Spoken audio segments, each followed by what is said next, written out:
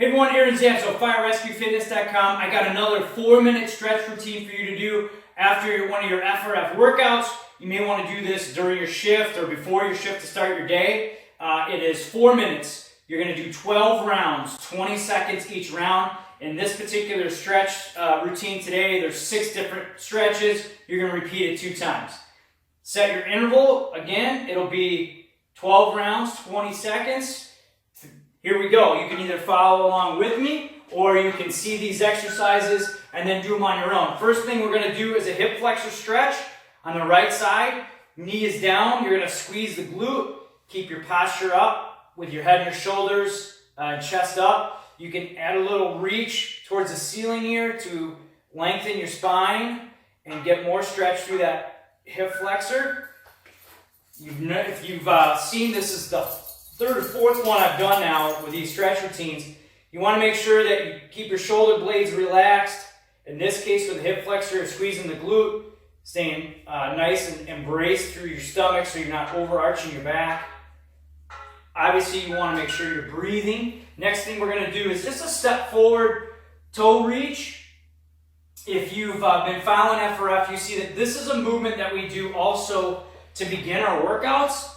Now, the difference between the stretching here, where we're trying to hold the stretch for 20 seconds, and the difference between this and when we do this as an active warm-up is the warm-up, we're moving into this position and this posture for 2 or 3 seconds, and then we come back up and we switch.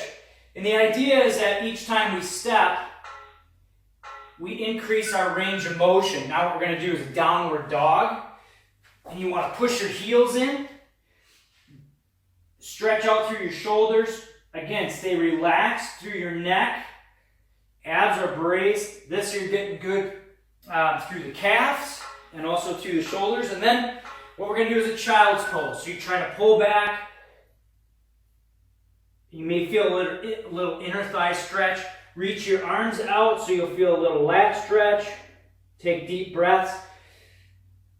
And kind of move your hips back into your heels. So it's a total body kind of stretch, upper back especially. Go back into the hip flexor stretch. So what I was talking about, so here, glutes in tight, abs in, relax through your shoulders, drive your hip forward. The difference between doing this in the beginning of the warm-up or the workouts and at the end is you want to statically hold these because you're just elongating these muscles. When you're beginning your workout, you're trying to warm them up, and you gradually will increase that range of motion. You also get more blood flow through to those muscles and deep tissues. So that's the difference. Actively warming up versus the static, and that's why this is a great option. These 4-minute stretch routines are great options to do at the end. There's some great blog posts on the FRF, FireRescueFitness.com website that goes into more detail about the difference between movement prep or active warm-up, dynamic warm-up, and this more of static stretching. So back to the static stretching, you're holding these. If you wanted to adjust the time frame, if you have more time, I would highly recommend trying to do 30 seconds per round. Switching again, we're going to do downward dog. This is our second time through. We're almost done already, which is one of the advantages of these 4 minutes. Push the heels down, push your shoulders back. You feel your hips go up and back. And then finish with child's pose here, where you're trying to just draw your hips back onto your heels. Deep breath.